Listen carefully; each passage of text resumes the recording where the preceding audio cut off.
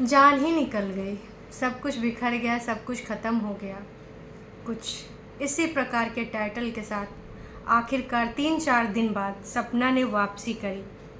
जिसका लोगों को अंदेशा था, आखिरकार वही हुआ। जी हाँ, पहली बात तो जैसे वीडियो की स्टार्टिंग देखी, अंदर से रूह कांप गई। यार, इंसान कितना स्वार्थी हो गया है, इतना ज़्यादा स्वार्थी, सोचा नहीं था। ये वीडियो देखने के बाद आज कुछ और आंखें खुल गईं, और कुछ नहीं, कि हाँ, हमेशा अपने बारे में सोचो, हमेशा। कितने बड़े बड़े इन्फ्लुएंसर हैं, ऐसे कुछ एक मामला आया था मिस्टर एंड मिसेस का, हालांकि वो बात सुलट गई, पर उसमें भी कुछ ऐसा ही था कि मेरे पास कुछ नहीं, मैं खलिहाड़ हूँ, ऐसा वैसा। लगातार बार बार ऐसी चीज़ें हमें देखने को मिलती हैं, पर जो सपना के साथ हुआ, पहली बात तो ये आपने भी सुना होगा, सुन के बस एक थोड़ी सी लाइन में सुनाना चाहूँगी आपको। कल अंशु के पापा आ रहे हैं, कल अंशु मुझे छोड़ के चले जाएगी। कोई नहीं, तो अपनी लाइफ जियो। कल अंशु के पापा आएंगे और अंशु चली जाएगी। बहुत ही प्लान के साथ ये सब कुछ हुआ है। जितना हाल बुरा सपना का था, उससे कई गुना ज़्यादा बुरा हाल अंशु का भी था। क्यों? क्योंकि हम सब ने देखा है, अंशु को सपना ने हमेशा एक बेटी की तरह पाला है। उस घर में वो बेटी ही तरह रहती थी। थोड़ा सा शायद मम्मी कहती थी ना किसी को, तो मम्मी का मातृत्व भी नहीं जगा। खैर, क्या ही जगेगा जब अपने बच्चों की आखिरी निशानी को लेकर मातृत्व नहीं जग रहा है।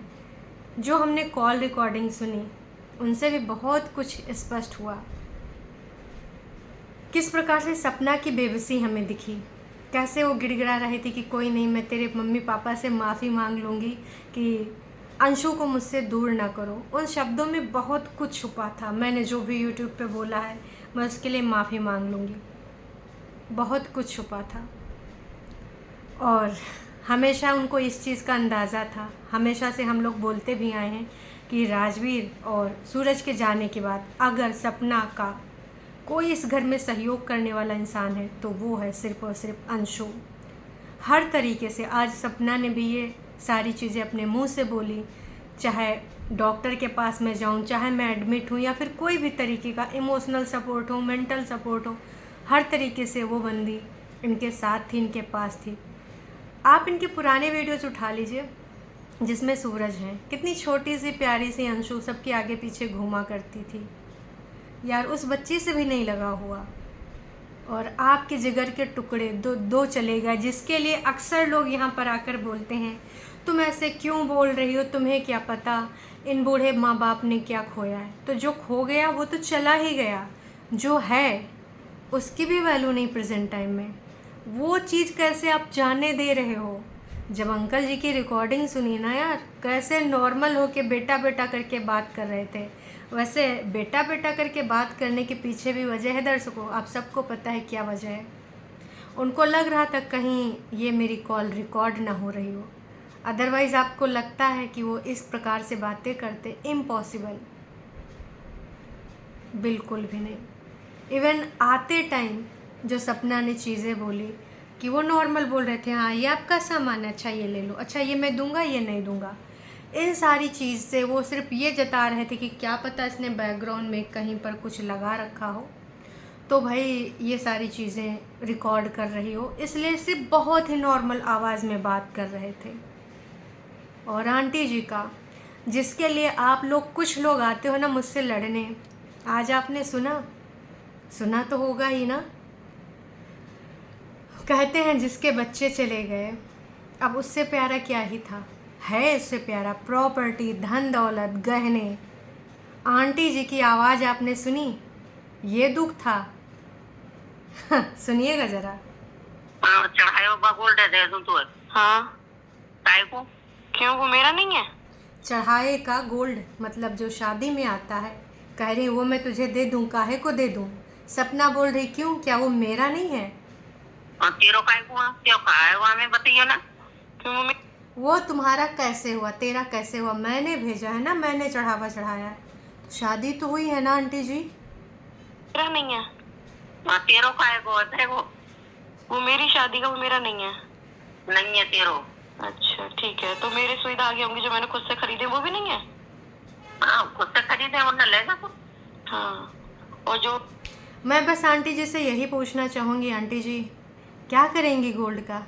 आपके दोनों बच्चों की निशानियाँ, एक सूरज जी की और एक राजवीर जी की, सपना के साथ जा रही, आपको बिल्कुल भी लगाव नहीं है? फिर जो पुरानी कंट्रोवर्सीज़ में सपना अपने बच्चों को लेकर चली जाती थी तो नहीं रह पाया दादा बाबी वाली, हमने एक सुनी थी कॉल रिकॉर्डिंग, सुनाया गया था कि वो बुला रहे हैं आ जाओ। आज वो प्यार मोहब्बत नहीं दिखी, पैसों से इतना मोह, कुछ नहीं जाता साथ में, सब यहीं रह जाता है। और आज आप जिनकी वजह से, जिन भी लोगों की वजह से ये कदम उठा रहे हैं मतलब अजीब है दुनिया यार, कितनी अजीब है। वो पैसा लेकर अब क्या करोगे? पैसा लेकर कहाँ जाओगे? वो सपना कहीं शादी से पहले लेके नहीं आई थी। ये जो 2 बच्चियां हैं आपके बच्चों का, आपके लड़कों का अंश हैं। लोग उसको देखकर ज़िंदगी काट लेते हैं। आजकल तो लड़का लड़कियों में इतना भेदभाव भी नहीं है, पर आपका ये रवैया दर्शा रहा है कि आप कितना ज़्यादा दुखी हैं। यहाँ पर सिर्फ और सिर्फ आप हिसाब किताब लगा रखी हैं कि ये तेरा है, ये तेरा नहीं है, मैंने तो चढ़ावा चढ़ाया था। तो चढ़ावा जो चढ़ाया जाता है हमारे इंडियन सोसाइटी में, चाहे तो उस हिसाब से, रीति रिवाज के हिसाब से, या जैसे भी हिसाब से सोच लो, वो ना बहुरिया का ही होता है आंटी जी। वाह जी वाह, आगे और है। तो राजवीर जी ने दिलवाया तो वो भी नहीं होगा मेरा। बिल्कुल नहीं, ये दोनों मेरे हैं। तेरे। हाँ, ये दोनों हाँ, मेरे हैं। तुम वहाँ से लेके आई है। लेके कोई नहीं आता जी, मेरे हैं। हाँ, और रही बात देखो तुम्हारी मेरे प्रॉपर्टी हैं। की, वो भी तुम रख लो। मैं सिर्फ जो मैंने पैसा दिया है, घर में भी जो मैंने पैसा दिया मथुरा वाले में, वो भी मेरे को चाहिए। प्लॉट जो इनके पति ने भी इनको कुछ दिया था, चेन वगैरह, वो भी आंटी जी देने को तैयार नहीं है। क्यों? क्योंकि भाई वो मेरे बेटे ने दिए। तो आंटी जी, बेटा आपका पैदा ज़रूर आपने किया, शादी उसने करी थी ना, और शादी कोई ऐवी नहीं हुई थी, प्रॉपर हुई थी। और उन्होंने गिफ्ट खरीद दिया था ना सपना को, गिफ्ट, तो उस पर लेने का आप सबको लगता है?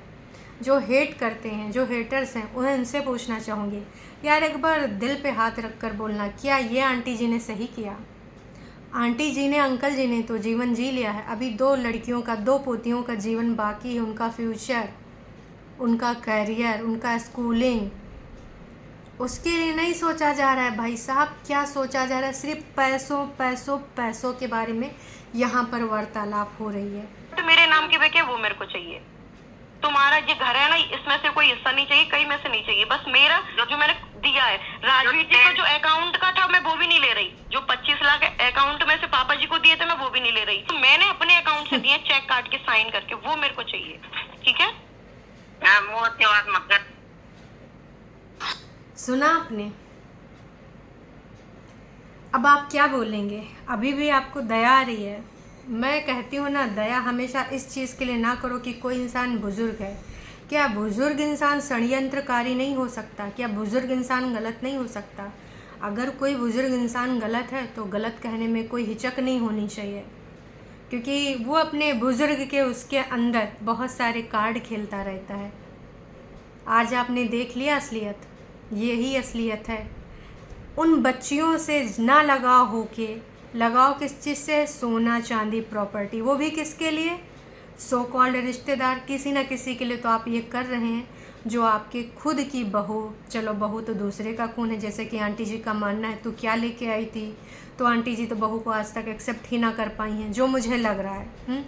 ये जो 2 बच्चियाँ हैं, ये बच्चियाँ तो इनके पुत्रों की, जो इनका खून है, उनका अंश है, उसको लेकर भी आंटी जी को बिल्कुल भी लगाव नहीं है कि हाँ ठीक है, चल लड़ाई झगड़ा अपनी जगह है, तो जाना है कुछ दिन हो आ, या फिर चली जा, कुछ नहीं करना, फिर आ जाना बाद में, या फिर बाद में बात करेंगे, ये भी बोल सकती थी। नहीं, वो तेरो कैसो है, वो कैसे ले जाएगी, चढ़ावा वाला तो मेरा है। ये सब क्या है आंटी जी? कोई नहीं ले जाता है। बच्चों से प्यारा है आपको ये सामान? बताइए। लोग सोचते हैं कि काश मेरे पास कुछ अंश होता। कई ऐसे लोग चले जाते हैं जिनका कुछ अंश भी नहीं बचता है, शादी हुई होती है, शादी से पहले चले जाते हैं। आपके पास तो जीने का सबब था, 2 पोतियाँ, इनके सहारे आप काट सकते थे। पता नहीं किसके भड़काव में आके किसके दिखाए गए दिशा निर्देश का पालन करके ये कर रहे हैं। और वैसे इस प्रॉपर्टी का क्या करेंगे आप? अभी आप जीवन जीना शुरू करे हैं या फिर कोई उद्देश्य है, खास वाला उद्देश्य, ये घर मेरा वो घर तेरा? इन सब चीज़ों का अब मतलब समझ में आ रहा है। हमेशा जो सपना को टारगेट कर रहे थे, इससे पहले जो कंट्रोवर्सीज़ हुई थी उसमें भी वो खुलकर नहीं बोल पा रही थी। क्यों? क्योंकि उसको लग रहा था यार अभी यहाँ पर हम हैं, अंशु है, सब लोग मिलके रह रहे हैं, चलो जाने देते हैं, ये मेरे पति के माता पिता हैं। कई बार चीज़ें हुई, उसने हमेशा लेट गो किया, हमेशा उन चीज़ों को भुला के आई। आज जब ना हद हो गई तो उसने बोल ही दिया कि बस हमको माफ़ कर दो। अंकल जी ने भी जो पलटी मारी है वीडियो कॉल पे, स्कूटी का लाइसेंस ले ले, ये ले ले, वो ले ले। फिर जब उसने बात करी प्लॉट की, घर की बात करी, मतलब इतना होशियारी, इतना होशियारी। और उसकी ना जो मथुरा वाला घर है, हाँ। उसकी आप ऐसा करना, या तो उसको आप ले लेना, मेरे को पैसे दे देना जितने, तू ले ले। है ना, या फिर मैं ले लूंगी, जितने उसके वो मैं पैसे दे दूंगी। आप यहाँ पर अंकल जी ने क्या कहा? तू ले ले। ये चीज़ याद रखना। अंकल जी ने बोला कि ठीक है। अंकल जी को दो ऑप्शन दिए थे सपना ने कि या तो भाई आप एक काम करना, मुझे पैसे दे देना, या फिर घर आप जो है खुद ले लेना, है ना, या फिर घर मैं ले लूँगी, पैसे आप ले लेना, है ना। अंकल जी ने छूटते ही छोड़ दिया कि चलो ठीक है, मैं क्या करूँगा, घर तू ले ले। अंकल जी यहाँ पर उस घर के बारे में अभी तक कोई प्लान नहीं बनाए। विद इन सेकेंड अभी क्या चेंजेस आएंगे? हाँ बेटी, हाँ हाँ वहाँ जाके एक बार मेरे साथ चलना आप, अभी नहीं, उस हाँ, टाइम। पैसे दे दूंगा। अच्छा, घर आप लोगे? हाँ ठीक है, वहाँ जाके पूरी बात कर आएंगे ये। ठीक है ना। ठीक अभी है, पलटा घर का ऐसे मारेंगे। करेंगे, जो आपका लगा है मैं आपको दे दूंगी, फिर वो ऐसे कर लेंगे। नहीं, घर तो मैं ही लूंगा, मैं तुझे पैसे दे दूंगा। अच्छा, घर आप लोगे? हाँ ठीक है, मेरे को पैसे दे देना। देखा आपने, अंकल जी कितनी जल्दी जो बोले थे तू ले ले, फिर एकदम से बोलते हैं कि नहीं घर तो मैं लूँगा, पैसे तू ले लेना। अब समझ जाइए कि इसमें कोई ना कोई तो इशारा कर रहा है। और वहाँ आंटी जी के अलावा हो सकता है परिवार वर्ग का कोई रहा हो, और मुझे नहीं लगता कि परिवार के किसी ऐसे सदस्य की ये बात मानेंगे कि एकदम से कल तक इनका ये फैसला था, कल तक क्या कह रहे हूँ, कुछ सेकंड पहले ये फैसला था कि नहीं ठीक है तू घर ले लेगी, मैं क्या करूँगा घर वर, है ना। फिर एकदम से ये हो गया कि मैं क्या करूँगा, यहाँ रह के तुम भी जा रही हो, अंशु भी जा रही है, तो हम लोग तो उधर ही शिफ्ट हो जाएंगे। वाह जी वाह, एकदम से माइंड चेंज हो गया, इतने क्विक डिसीज़न। अभी भी आप कहोगे ये बुज़ुर्ग लोग बहुत सीधे साधे, अत्याचार के मारे इनके साथ भगवान, नो डाउट भगवान ने बहुत गलत किया, पर दोनों के साथ हुआ है। इन लोगों ने अपनी ज़िंदगी जी ली है, और अभी जो किसी ने शुरुआत करी थी उसके साथ पूरा जीवन पड़ा है, उसकी बेटियों का फ्यूचर पड़ा है। उसके बावजूद भी अगर आपने आँखों पे काली पट्टी बांध रखी है तो बॉस जग जाइए। यहाँ पर दिख रहा है साफ साफ कि अंकल जी को, आंटी जी को अपने बच्चों से लगाव नहीं है। उस अंशु से भी नहीं लगाव हो पाया जो कि उनके ही रिश्ते में, आंटी जी के खून के रिश्ते में है, उससे नहीं लगाव हो पाया। इतने दिनों से वो यहाँ रहती थी, आगे पीछे मम्मी मम्मी, उसको भी भेज दिया। क्यों? क्योंकि यहाँ पर अभी उनको तोड़ना है। उम्मीद हम यही करेंगे कि जहाँ पर भी सपना शिफ्ट हो, अभी तो वो कहाँ रहेगी, कैसे रहेगी, हर चीज़ उसको सोच समझ के डिसीज़न लेना चाहिए, जहाँ उसके बच्चों को अच्छी एजुकेशन मिल सके, जहाँ अच्छे स्कूल वगैरह हो, हॉस्पिटल वगैरह भी आसपास हो, वहाँ पर कोई घर देख ले, रेंटेड ले ले, जब भगवान करेगा कुछ EMI पे अपना भी खरीद सकती है, अंशु को साथ में रह सकती है। दोनों, अगर अंशु के माँ बाप परमिट करें तो, क्योंकि भाई अब ये देखना बनता है क्योंकि वो रिश्तेदार उनके हैं। अब परमिशन देंगे या फिर अंशु जब कभी बड़ी हो जाएगी तो वो ज़रूर साथ में रहेगी। ये चीज़ हम सब ने नोटिस करी है कि यहाँ पर किस प्रकार से सिर्फ धन दौलत के पीछे इंसान इतना पगलाया हुआ, खासकर ये दो बुज़ुर्ग लोग जो बच्चों को छोड़ के धन दौलत के पीछे पड़े हैं। और किसके चलते ये हो रहा है, ये किसके बहकाव में हो रहा है कि उन बच्चियों से, वो मासूम की बच्चियों को जाने के बाद भी इनको ज़रा भी अफसोस नहीं हुआ, ज़रा भी बैड फील नहीं हुआ, इतना सा भी नहीं हुआ, रोका भी नहीं एक बार। इससे स्पष्ट होता बहुत कुछ, आप समझ जाइए। पर अंकल जी, आंटी जी, इतना कहना चाहूँगी, मैं कोई ऐसा शब्द यूज नहीं करना चाहती, ना ही करूँगी, वो संस्कार परमिशन नहीं देते। एक दिन आपको पछतावा होगा ये बच्चियां बड़ी होकर आपके बारे में क्या सोचेंगी? ऐसा तो नहीं कि नहीं देखेंगी, नहीं जानेंगी वीडियोस। और एक थोड़ी हो रही है समझदार, अभी एकदम से नया स्कूल उसको ढूंढना है।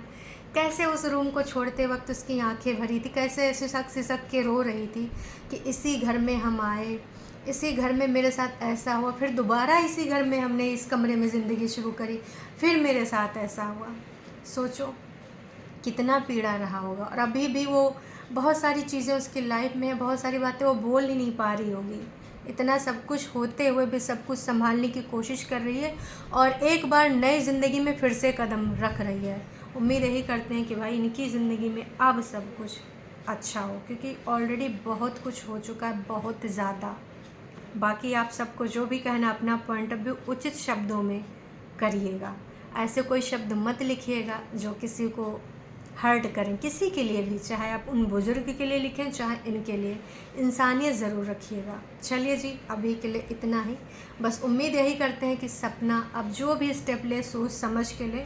करियर उसका इंतज़ार कर रहा है, अभी तो शुरुआत है। बहुत सारे अभी उसको बहुत सारी रुकावट पड़ रही थी। इतने सारी चीज़ें होने के बावजूद भी वो किस प्रकार से अपना काम करती थी, इतना सारा मेंटल प्रेशर, इतनी मेंटल टेंशन होने के बावजूद। अब उम्मीद करते हैं उसका करियर ऊपर जाए, भगवान करे उसको तरक्की मिले, जो करना चाहती है, जो उसका सपना है, सपना का सपना पूरा हो। फैशन डिज़ाइनिंग करना चाहती है या कुछ और करना चाहती है। बहुत लंबी ज़िंदगी है।